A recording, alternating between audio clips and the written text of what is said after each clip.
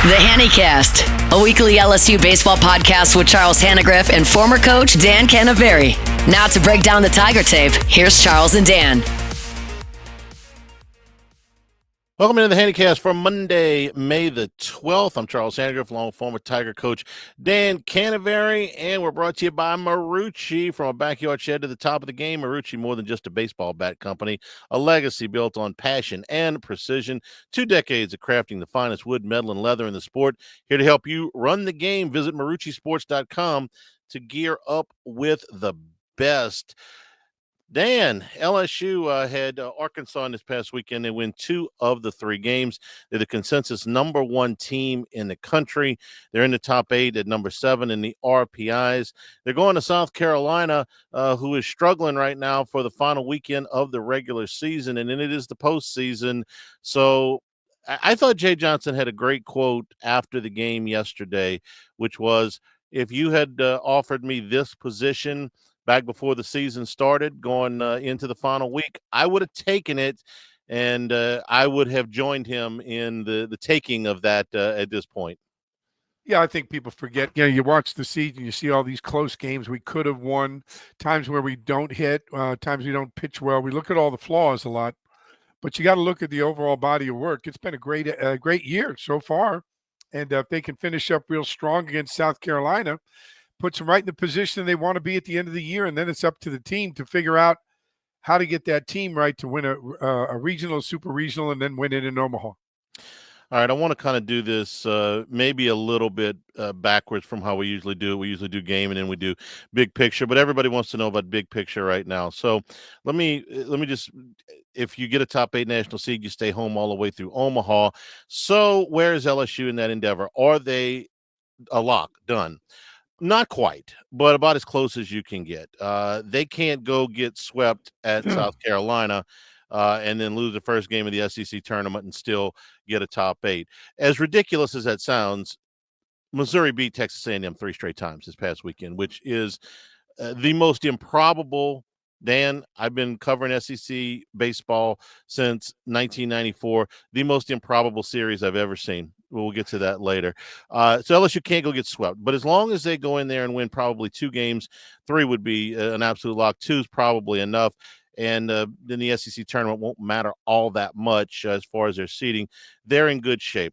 South Carolina's RPI is down at 74. They're 1-8 in SEC series. They've only beaten Ole Miss in a series. They've been swept 5 times, including the last 2.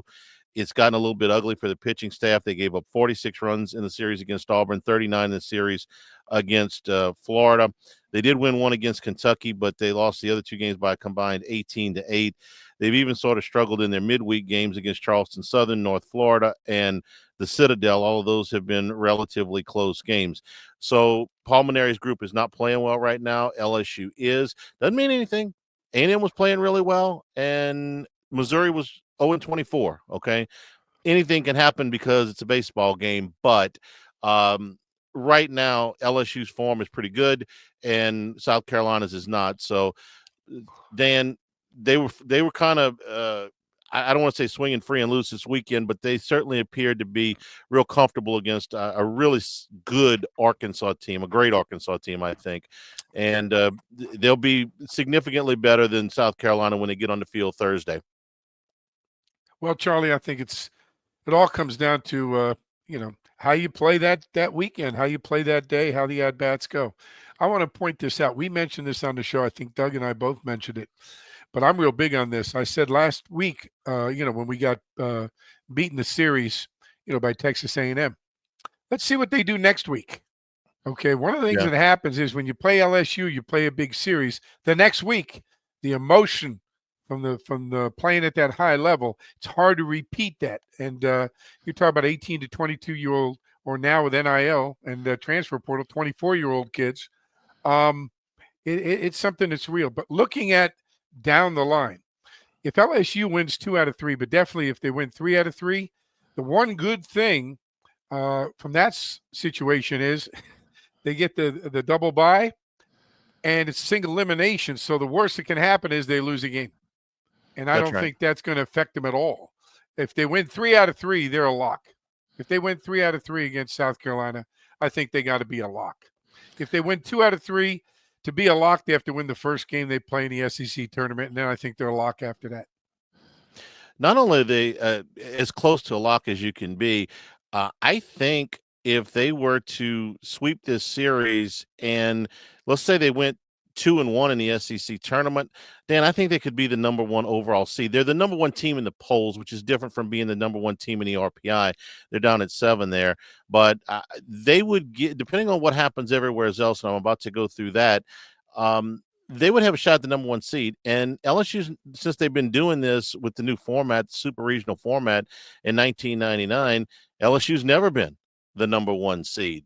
On the other hand, maybe you don't want that because the number one seed's only won it twice since they went to that format. But they would have a shot at the number one overall seed. Here's what happened this weekend and how it relates to LSU, because we're watching, at least I am, how many SEC teams are going to get top 8s because it's crowded, okay? I could make a case that the SEC should get 7 of the top 8 teams, but I know that's not going to happen. So Georgia at 1, Auburn at 2, Vandy at 3, Texas at 4, Arkansas at 5, LSU at 7, Alabama at 8, and Florida now at 13, all Florida would have a shot at top 8, but certainly a shot at hosting. But you're going to mix some other teams in there. So here's who helped themselves this past weekend. Florida took 2 out of 3 from Texas. They've now got series wins against Texas and Arkansas, the 4 and 5 teams in the country. In the last 3 weeks, they've won 7 out of 9. See, they were 11 and 14 going into Austin, Dan. They couldn't get swept. That would have been like a mathematical problem for them to get to enough wins. So now they finish with Alabama, and even a sweep probably doesn't cost them a host site. If they got into the SEC tournament and made some noise, maybe they could even host. Kentucky helped themselves. They were 10 and 14 going into the weekend. They swept Oklahoma. That should get them into the NCAAs. Who hurt themselves? And Vandy also helped themselves this past weekend. 2 or 3 against Tennessee. They're tied for 4th in the league. They are right now RPI 3. I think Vandy is a top 8 national seed along with Auburn. Who hurt themselves? A&M. Their 3 losses to Missouri. The RPI drops from 35 to 59. They're 10 and 17 in the league, and they go to Georgia this weekend, meaning they would need a sweep probably just to put themselves back in the conversation at 13 wins. I think Michael Early might be in some trouble there. But not only did they lost, the way that they lost, they scored 6 runs in the first 3 innings of game 1, and after that, they got absolutely demolished. They were 6 for 73 with 26 strikeouts the rest of the weekend. They only had 2 hits and 1 run Saturday, 2 hits and 1 run on Sunday. And this is against a Missouri team whose pitching numbers are as bad as it gets in the league. Oklahoma didn't help themselves this weekend with the sweep at the hands of Kentucky, but at 13 and 14, they're still in. They'll be a scary 2 seed because they've got Kyson Witherspoon, one of the top pitchers in the country, who can go at you and beat you in any game. Tennessee's now lost 4 straight series in 5 out of 6. They're at Arkansas this weekend, but they've still got a chance to host. They're 15 and 12 in the league, but they got to pick it up starting here pretty soon. If they go to Arkansas and lose that series, they're going to have to travel in the postseason. So that's the SEC teams. I'm going to tell you about Bayou Apparel. If you're looking for anything LSU, go to Everything LSU, made by locals, shipping from Baton Rouge. They can create eye-catching designs and logos by the design experts that help your brand, whether it's an established one or a new one. You can call 225-928-9090. or go to the website everythinglsu.com at Bayou Apparel. All right, here's a few things. Dan, I know this stuff drives you crazy, but I got to tell everybody what's going on the rest of the country. You got to go to RPI, Charlie. I got to go to the RPI stuff just to let everybody know where it is. Here's the other teams that are looking at potential top 8 national seeds. Oregon State. And they are playing this season as an independent because obviously the Pac-12 dissolved. They managed to put together a top 30 strength of schedule in their number 6 RPI. I think the committee is going to want to put somebody out on the West Coast. I think Oregon State and UCLA are the prime candidates to do that. And what about Oregon?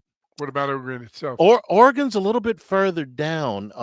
Their RPI is all the way down at 19. They're 19-8 in the Big Ten. Hey, here's one for you, Dan. If you get this one, I'm going to be very impressed. I would have missed this question 6 hours ago. Who's leading the Big Ten? What baseball team is leading the Big Ten standings right now? I have no idea. The Iowa Hawkeyes are leading the Big Ten. They are ahead of both UCLA and Oregon, more traditional baseball powers. But I think it's UCLA. I think it's Oregon State. I think Oregon could play themselves in, but Oregon State just came off of a 2-game sweep of Iowa. The third game ended in a tie. So I think they're in decent shape there. I think UCLA, who's in second place in the Big Ten and has got a top 20 strength of schedule, is in good shape to put themselves in the top 8. Those are the two that I would pick. Out of the ACC, Florida State, RPI 9, but they lead the conference. I think Florida State is very, very close to being a lock for a top 8 national seed. And I think North Carolina is right behind them. They're an 11 RPI. Clemson, who was rolling along there, was a top 3 RPI for a lot of the season, has all of a sudden 3 straight series losses, and they are in 7th place, Dan. They're in 7th place in the league, but they're 14 in the RPIs. I still think they can host, but I think a top 8 is out of play here. The Big 12, the best they offer is TCU at 16, but they're tied for 3rd in the league, and West Virginia at 24. They're leading the Big 12, but 24 is an awful low RPI to host. And then outside of the power leagues, UC Irvine, the Big West leader, is an RPI 18. Dallas Baptist, who LSU has a win over, the CUSA leader is an RPI 20. And Coastal Carolina, I think, will host. I don't think they'll be a top 8 national seed, but they lead the Sun Belt. They got an RPI 12, Dan. Sun Belt's going to put 3 teams at least into the NCAA. Southern Miss and Troy are at-large teams that'll get in. If somebody else wins the tournament, the Sun Belt will get 4. So that's sort of the group that I think is in contention for top 8 national seeds. But for all of those other teams, it won't matter if LSU, for LSU's sake, if they just win a couple this weekend, they'll be hosting. And Dan, LSU's 30-5 at Alex Box Stadium. The way the top 2 pitchers are going right now, I think it would be a real big upset if anybody that could get sent to Baton Rouge came in here and beat the Tigers twice. Yeah, if I was coaching anywhere but LSU, I'd hate to play at the box in the postseason because, as you know, Charlie, we all know, the box in the postseason is magical. We've already seen a lot of Alex Box magic. We saw it this weekend. The fans give an extra adrenaline to the players. But the biggest thing for LSU is when you go into the last weekend, you're playing a team that's not one of the top teams. We're going to see what this team does. If they really have the stuff that we're looking for them to be made of to get to Omaha and contend for the national championship, it's imperative they go into South Carolina this weekend and win at least 2 out of 3. But it'd be nice if they won 3 out of 3, dominate, and then get in the SEC tournament, make a little noise because you control your own destiny and you want to play well at the end of the year. And Charlie, as you know, and of course, when Skip was the AD at LSU and the head of that committee, they're looking for teams that play well at the end of the year. And I think that's the biggest thing for LSU. They can finish out strong and, like you said, really contend to be a number 1 or 2 national seed. With 25 years of experience, Lake Urgent Care is dedicated to providing quality care close to home. They treat minor illnesses and injuries from ages 3 months and up at 17 convenient locations in Baton Rouge, Hammond, Livingston, and Ascension parishes. Plus, Occupational Health and Weight Loss Solutions is a seamless extension of Our Lady of the Lake. Patients can access care from anywhere with the MyChart patient portal. Urgent care centers are open 7 days a week. Walk in. You can check in online or schedule a virtual care visit at lakeurgentcare.com. Dan, LSU leads the nation in 1 a.m. and after wins, I believe. They won at 117 again this past Friday night after the long rain delay. So the big takeaways for me in this game, other than LSU walking it off in the 10th against a team as good as Arkansas, I thought Chase Shores gave them some quality pitches in this game and also in the game on Sunday. I thought Zach Cowan bounced back from I thought it was a little bit of an unlucky, but it was certainly a rougher start at a rougher go at A&M than he's had. So I thought that was really good. And I thought Kate Anderson was terrific at the beginning of this game. But LSU also hit some pretty good arms in this game in Aiden Jimenez and Gabe Gackle. So I thought the lineup as a whole did pretty well, especially up at the top. And this was one of those hard games to win. Tough ball game to win. I tell you what, it says a lot for the state of Louisiana. Don't play us late at night because that's what we're made for, right? Right. You know, the whole state, we're good after midnight. But I tell you what, Kate Anderson has just been tremendous all year. And the one thing that he does that the coaches love and the fans love is, you know what you're going to get when he goes out there. He seems to be very consistent. Double-digit strikeouts, very few walks. He's going to give up 3 or 4 hits over 6 to 7 innings. He's going to throw 100-plus pitches, but 100 to 110. And he's going to give you a chance to win, and he's going to give up a homer. So, I mean, you know what's going to go on. And that's all the coaches want. And I think the team plays well knowing that going in that's what's going to happen. We have to do our job, and we're going to win the game.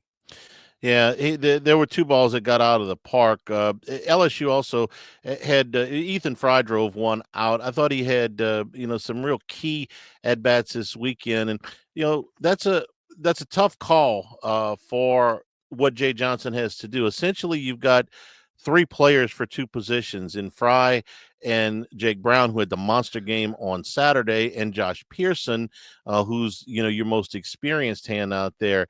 And he's mixed and matched them a little bit, but Fry, I thought, had a really good weekend, and I thought, well, obviously, Jake Brown had the monster game on Saturday. Yeah, I think Fry's moved his way into the lineup on a steady basis. Jake Brown seems to handle it well, but I don't know. Don't be surprised if Jay goes to some more offense.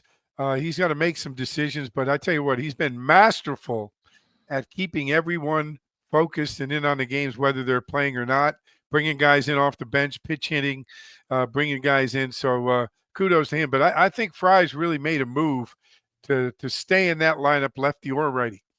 Well, he's the one of the 3 that is right-handed, so certainly against any lefty, he's going to be out there. Against the righties, you can sort of mix and match it a little bit, but I agree with you. I think Fry, with the monster weekend that he had, he drove in 4 more runs on Saturday, is in there to stay.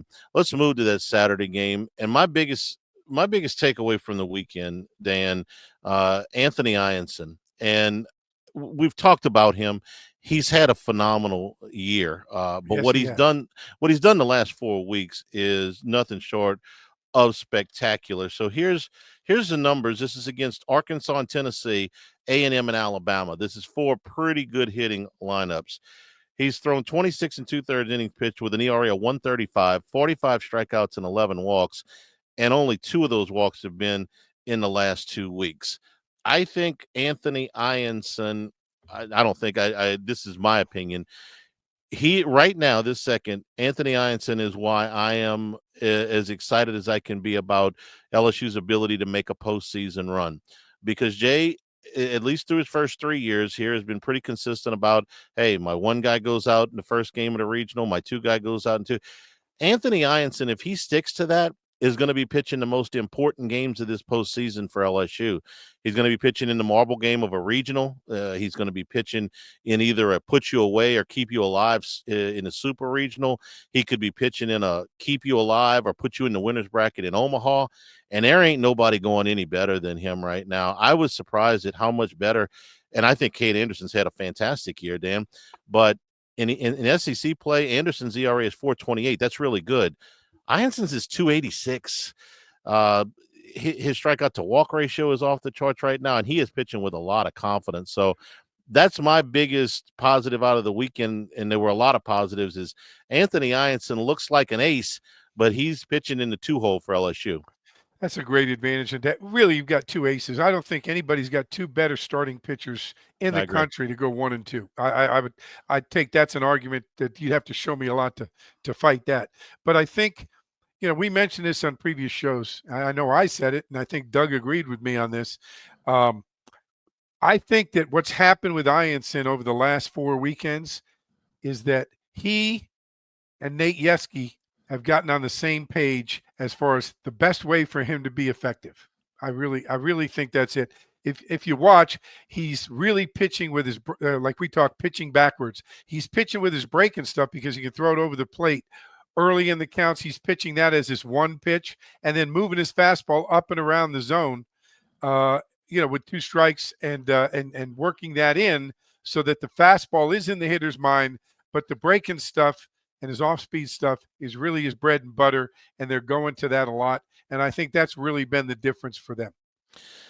Ianson with the complete game against A&M, and in a one-run game. So you got no margin for error there. He's pitching with so much confidence. The body language, the swagger is there for him. That to me is as exciting as it gets. And just to compare and contrast, and I think Arkansas is a very good team. They're very good. That's the best team they've had in a long time. I won't be surprised at all if they're in Omaha. But think about this. Their first 2 guys, and these are both, good guys who have huge futures in professional baseball, in Zach Root and Gage Wood. You look at Zach Root in SEC play, it's been about half and half. There have been about half good starts and half bad starts. I thought the start the other night was one of his better ones, and LSU was still able to get him out of the game. And Wood is coming off of an injury that kept him out for 2 months, and they've been trying to build his pitch count back up. I know I was listening to Doug and Chris on the call, and Doug was making the point that, look, he didn't get out of the first inning until it was about 28, 29 pitches gone, so he's already out of there. You compare those two, the track record of them, as opposed to Ianson and Anderson, and LSU's got just a huge edge there. With the first 2 starting pitchers, and I think really over anybody. Liam Doyle at Tennessee is fantastic. Phillips behind him has been up and down. He was pretty good against LSU, but these 2 I think give you as good of a chance as any 2 starting pitchers could. And if you can't get past those 2 guys, you're going to be in a real bind. We're brought to you by Dependable Storage with 8 locations across Louisiana and 1 in Gulfport, Mississippi. Facilities are going to match any competitor's pricing with convenient online rentals and payments. Free use of the moving truck for new rental move-ins and clean, secure, and conveniently located facilities. Check out the website at dependablestorage.com for locations, pricing, and rentals. Like Skip Bertman says, at Dependable Storage, we want your stuff. Also thought Jaden Newt pitched a pretty clean inning. I know that the game was kind of out of reach there, but I'm looking for guys in the bullpen that can come in and throw strikes, because that was a problem on Sunday, and that's the game we get to now. LSU jumped out to a 2-run lead. Stephen Milam, who is starting, I think, Dan, to come out of it a little bit. We talked about last week. Was the first series since the Texas series that he had a hit in all 3 games.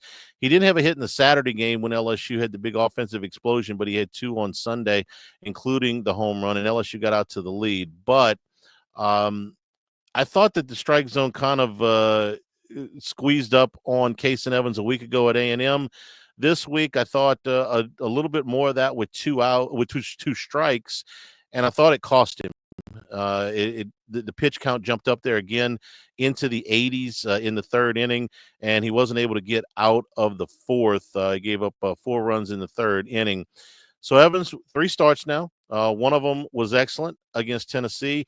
The last 2 have been shorter. He hasn't been awful, but they've driven the pitch count up on him a little bit. So Evans as a starter, what say you? I say that he's done a good job, but that's still a position, especially when you get in the postseason, you're going to need somebody there besides Evans, because I think in the postseason, you've got to have Evans and you've got to have Zach Cowan or somebody else to be your guys out of the bullpen. In a perfect world, I think Zach Cowan is better fitted for that 3rd starter than Case and Evans. It seems like Cowan can, keep his pitch count down. He pitches more to contact. He could extend, get a little deeper in the game. Evans has got great stuff. He seems to do well in short stints. It's a tough one because the postseason is a lot different. And if you notice, Charlie, well, not notice, but if you look at the numbers, the biggest issue we're going to have in the postseason is, what do you do after the 6th inning? That's it. I mean, Anderson and Ianson, as good as they've been, what do you do after the sixth inning? Because those pitch counts get up there. They strike out a lot of people. They don't walk a lot of people. But when you strike out people, you're going to throw more pitches. And, they either got to find a way to pitch more to contact, cut down the strikeouts. And I hate to sound that as a pitching coach, but you got to figure out what to do, or somebody's got to step in there, or you've got to have Evans and you got to have Zach Cowan and win the first two games and then take it from there. Yeah, the bullpen walked 6 and 5 1/3 this Sunday in the game they lost against Arkansas. Let's bring Doug Thompson in now and see what he's got to say. Doug was on the call for the LSU Sports Radio Network this weekend. Doug, we were talking about how the top two guys have been as good as anybody, but Case and Evans has not gotten them too deep into the game. And what are Jay Johnson's options maybe at this point? Well, I heard, sorry guys, I heard what Keno said there, and I agree. I think, just in my opinion, I think that Cowan is better suited as that third starter because Evans is, he seems to be more explosive coming out of the bullpen, in shorter stints. But I mean, that would be the number one solution for me is just to switch them up.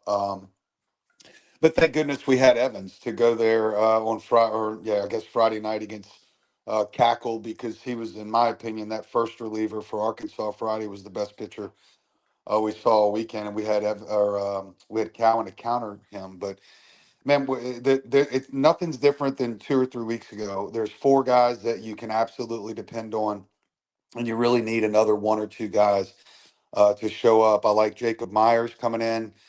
He had the big strikeout. And then I thought Chase Shores looked pretty good in relief on Sunday. Shores was the next guy I was going to ask you about, because I do think over the last 4 outings, now none of them have been completely perfect, but since he got into the bullpen, he seems to be rounding a little bit more into form. Doug, he pitched in 2 games this past weekend. What do you see from Shores now that maybe looks a little bit different than it did 3 weeks ago? I think he's getting to use his fastball more often. He literally was sitting at 99, 100 the other day. I don't know if he threw a fastball slower than 99 miles an hour. So I think he has the ability to come in there. He knows it's going to be short. He can blow it out. He's giving you max effort out there, and 100 miles an hour out of the bullpen works, especially if he's going to throw strikes with it. So maybe Chase Shores is that answer for that fifth guy. Because I really do think that, there's going to need to be 5 or 6 arms that you can really count on and know what you're going to get. And right now, by my math, it's, 4.5 if you include what we saw from Shores on Sunday. Dan, what do you see out of the big guy? I see what Doug's seeing. I like him. I think he could be this year's Griffin Herring. A guy to just see, you bring him in situations, he comes out of the pen. It seems like he's more suited to that instead of trying to throw 3 pitches and get deeper in the game. Come in there, blow it out, get us out of those situations. Throw your 99, 100 miles an hour. He's got some maturity to him, and I really like that. If that's the case, and he can do that and match up with Case and Evans to be that guy as the reliever, then that gives you the ability to put Zach Cowan in that 3 hole. Another guy, and I'm going to stick with this all year because I really liked what I saw that could come into play here, is Cooper Williams. He seems to do well whenever he comes in, even though it's short stints against lefties. Cooper Williams has had a nice little outing this weekend. He's thrown only 3 1/3 innings in SEC play, but they've come in the last several weeks, and maybe they're ramping him up. And I gotta ask about Jaden Newt. It's not a lot of work, but 5 innings of SEC play, he's only given up 1 run. Doug, is there a spot for Newt here as he gets later into the season? Because we've talked so much about Shores coming back off that injury. Newt was coming off the same injury, so now he's starting to get a little bit more work, and I think he's done a nice job. Yeah, I think that, if you were to go 1 through 12 or whatever and say, all right, give me the most consistent on down, I think Newt's going to be the, 5th, 6th, 7th name that you write down. And, by that merit alone, comparatively speaking to the rest of the staff, Newt would absolutely be one of the first ones that I would go to out of the bullpen because of what you said, Charlie, like the last 3 or 4 outings. Might not be much. It just might be a spot here and there. But he's been consistent. He's been throwing the ball pretty well. We're brought to you by Dana Brown, the law firm of O.C. Brown, family owned and operated. They've carried on O.C.'s legacy for the last 30 years. If you've been in a car accident or you need other legal assistance, the law offices of O.C. Brown should be your first and only call. Truly your law firm for a lifetime. Call them at 343-1111. The initial consultation is always free. On the web, it's O.C. Brown, O-S-S-I-E Brown.com. Okay, guys, essentially we're into the postseason now because school is over. You've got one series left. It's not a normal series because it starts on a Thursday and everybody does. And then you've got the SEC tournament next week. And I love what they've done with the SEC tournament. My number one thing with the SEC tournament would be to abolish it and play another SEC weekend, but they're not going to do that. So this is the next best thing. And the only reason I say that is because it forces coaches to handle pitching staffs in a format that their rosters are not built for. When you're not, these rosters are not built to pitch 6 games in 6 days or 5 games in 6 days. So that's the only reason I say that. The event itself, the baseball is great, but it puts coaches in a really precarious position. But the single elimination, I'm fine with. So how do you handle going in this weekend at South Carolina as it relates to the next weekend and then the following weekend, which is the regional, which is the one that really counts? Because they could go into Hoover, be one and done, and it not really hurt them, but it'll be a whole bunch of pitchers that don't get to pitch for 2 weeks. Doug? Yeah, so however it naturally unfolds this weekend, so you go Cade Anderson, Ianson, I guess you're going to stick back with Case and Evans, or maybe they switch it up and see what Cowan can do this week. I guess this would be the week to do it, but I think it's most important to try to win these 3 games this weekend. If you do that, I feel like, well, I don't know if you guys talked about the 8 seed or the national 8 seed. How do we feel about that, to back up a little bit? Do we feel like that's a lock, Charlie? Do we feel like we need to win 2 out of 3? We need to sweep? How are you guys feeling? They just Yeah. can't go there and get swept. As long Okay. as they don't go All there right. and get swept, I think they're All right. fine. So you focus on that, and then Skip Bertman and Keno can attest to this. We never, well, at least the years I was there, we never went to the SEC tournament wanting to win the SEC tournament. We always looked at the champion of the SEC as the one that won the 30-game schedule and had the best record. And you win the East or the West, and then the overall is the one with the best record. And then the tournament, Coach Bertman, and I just talked to him recently about it. He would use it as that kind of one more day before, he'd make his mind up before tax day on the lineup and who the main pitchers were going to be and where they would pitch.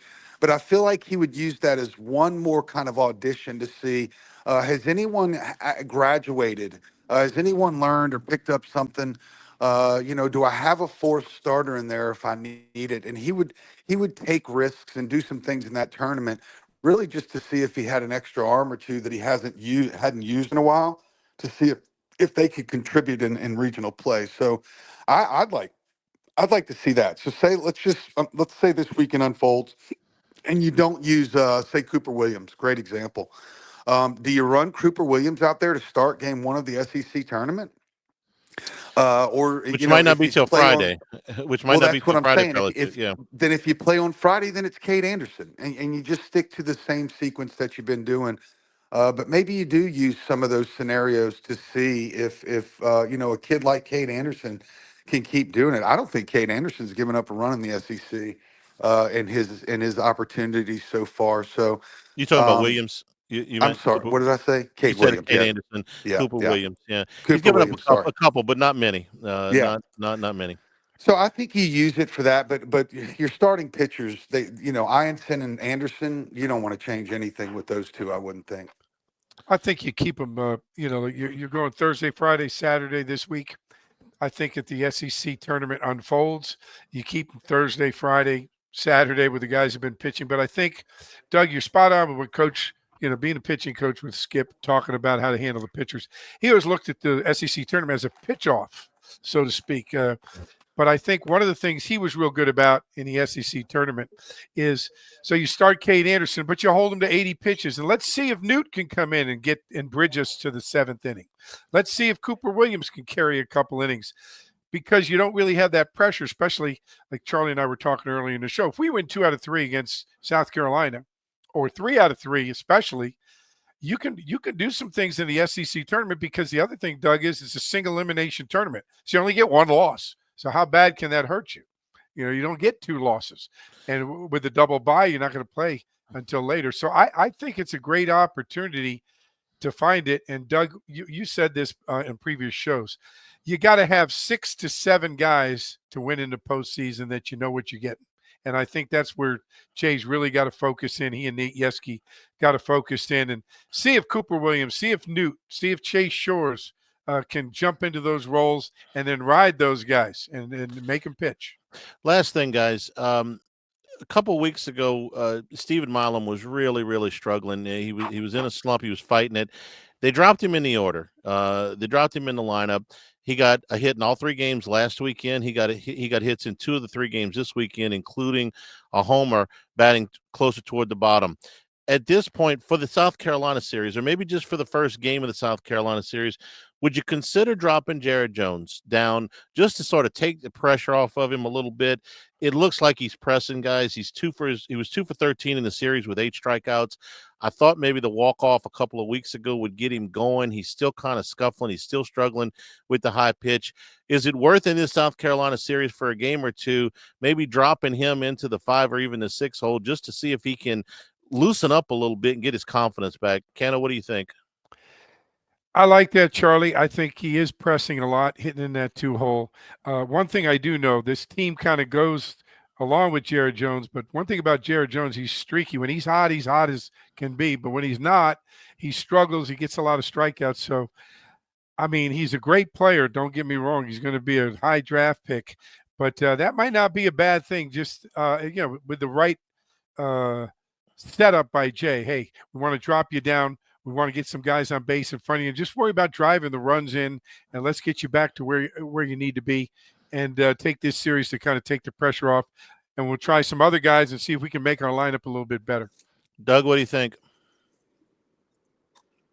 Yeah, I kind of disagree with that. Like, I mean, Jared Jones is the most prolific home run hitter in the history of the program. He's gotten to, 57, however many he has, faster than anyone in the history of the program. And I think right now he's just going through one of the dips of baseball. I mean, he's struggling. He's having some tough at-bats. There's no question about it. I mean, drop him to the 4 hole maybe, but I still want him to hit as much as possible because he's likely to hit a homer. And Cano, I remember sitting next to Coach Burtman doing charts when a hitter would get up to bat that was, 1 for 12 on the weekend, but he was the 3-hole guy for Georgia, and Skip would be like, trouble here, because he believed in the law of averages. Eventually, per the law, it would come back. So, look, I mean, he's definitely struggling a little bit, and so is Milam. Really, still, he didn't have a great weekend. He hit some balls hard, but didn't come away with a great weekend. But dropping him all the way to the 6 hole. I mean, I guess my question to you guys, just as I think about it, right? I mean, would you have dropped Furness, or did Cressy, when he was 1 for 13 in the World Series in the championship game, did Skip drop him to 5th? Or did he keep him right where he always had him because he's the best home run hitter on the team? So I hear what you're saying, but it's not like you're going to sit him down and sink him in the 6 hole to get more fastballs. They're still going to pitch him the same way down there. They know who he is, Yeah, that's the problem. He's not going to see as many fastballs without Dickinson hitting behind him and Fry. I want to add this, though. I'm with you on that, Doug. When Charlie says drop him in the order, I'm saying out of the 2 hole and maybe go to a more traditional 2 hole and put him in the 3 or the 4 hole where there's some guys on base, and kind of just change it up a little bit, get his mindset a little different. All right, we'll see. Yeah, like something like that, like, when Dickinson in the 2 hole, something like, that would make sense. Sure. Yeah. All right. Thursday, Friday, Saturday against South Carolina. LSU in great position to put themselves in a top 4 for the SEC tournament and a top 8 for the NCAA tournament. We'll see how this goes. For Doug Thompson, Dan Canterbury, I'm Charles Hanagriff. This has been the Hannycast.